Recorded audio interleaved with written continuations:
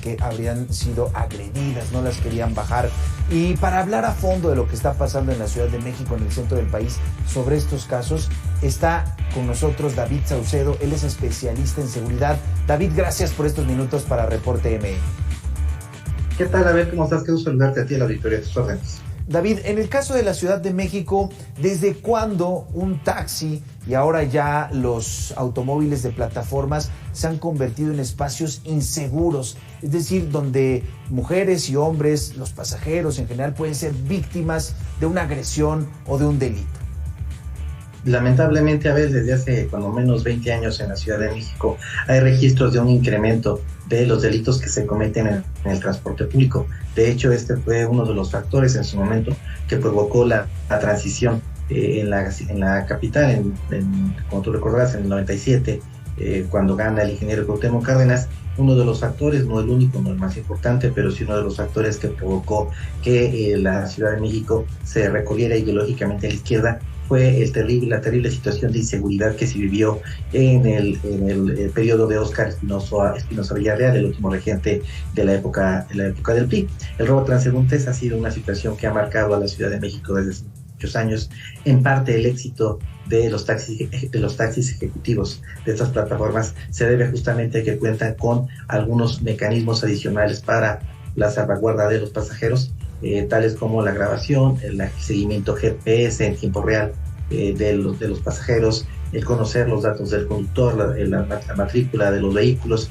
El robo al transporte público tiene dos vertientes: el robo a los pasajeros, pero también el robo y ataque que sufren los propios conductores de las unidades de transporte público. Lo que hace falta en este caso para combatir este delito es una inversión importante por parte de las autoridades para dotar al transporte público de más sistemas de videovigilancia, botones de alarma y sobre todo patrullajes de presencia disuasiva en las rutas que sabemos que son muy comunes para el asalto a los usuarios del transporte colectivo. Además, este delito ocurre en ciertos horarios del día.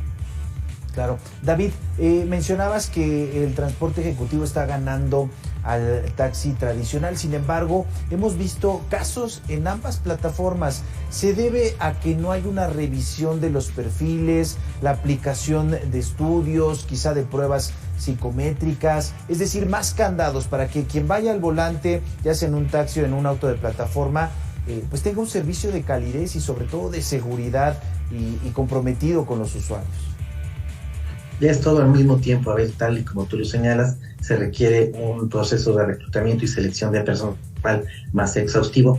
También se requiere que haya una serie de dispositivos que por el momento pareciera que no se han instrumentado en ciertas rutas y zonas de la ciudad en donde se cometen estos delitos. La mayoría de los asaltos que ocurren en contra de los usuarios del transporte público, ya sea de taxis o bien de autobuses, estas combis que circulan también no solo en el Estado de México, sino también en la Ciudad de México, ocurren en ciertos horarios, sobre todo en aquellos en donde hay más flujo de personas y también en ciertos días de la semana, sobre todo en las quincenas, que es cuando los usuarios, muchos todavía reciben su salario en efectivo y son despojados de su salario de la quincena.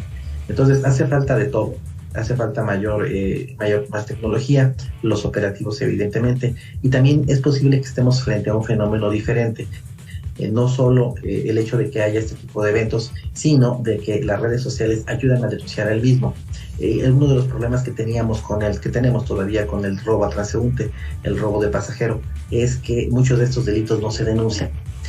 A raíz de la existencia de esta manera de comunicarnos nueva que nos proporcionan las redes sociales, muchos delitos se están no solo denunciando, sino videograbando. Entonces es posible que lo que veamos no sea tanto un incremento de los delitos, sino que finalmente esta gran cifra negra de delitos no denunciados estén saliendo a la luz a raíz de esta posibilidad de subir a redes sociales todos estos eventos en donde los usuarios están grabando estos lamentables episodios. Claro. David, en estos dos casos que presentamos al final, se hablaba de que taxistas presuntamente atacaban a mujeres, no las dejaban descender. Vimos el trágico caso de Lidia Gabriela, donde por la desesperación toma la decisión de arrojarse del vehículo. Ahora, ¿cuál es la recomendación para cualquier usuario de taxi o de auto de plataforma? ¿Cómo identificar que está en una situación de riesgo y de alguna manera cómo actuar? Hay muchas recomendaciones, preferentemente utilizar un taxi o un vehículo de sitio, utilizar aquellos que tengan claramente su tarjetón de circulación, que cuenten con la cromática, que se requiere para este tipo de vehículos. De manera adicional, ahora con los teléfonos inteligentes, el pasajero puede transmitir en tiempo real su ubicación GPS a un familiar, a alguien cercano, o incluso ir grabando el trayecto con la cámara de video. Hay horarios también en los que se solicita, se pide que los usuarios preferentemente utilicen un taxi de plataforma, que en lugar de utilizar un taxi que se pueda hacer la parada en la vía pública. Me parece que a la larga los taxis que circulan en la Ciudad de México tendrán que estar adheridos a algún tipo de plataforma. En algunos estados del país ya se está haciendo, se está solicitando que ya no haya taxis circulen en la vía pública y que todo taxi que se pueda contratar tenga este esquema de recolección de datos vía telefonía celular. Platicamos esta noche con David Saucedo, él es especialista en seguridad. Desafortunadamente, David, nos quedamos con que el problema inició ya desde hace 20 años y hay muchísimos retos hasta el momento sin solución. David, muchísimas gracias por estos minutos. Gracias a ti, un abrazo. Bueno, pues ahí está el tema importantísimo, las recomendaciones que nos dan los especialistas.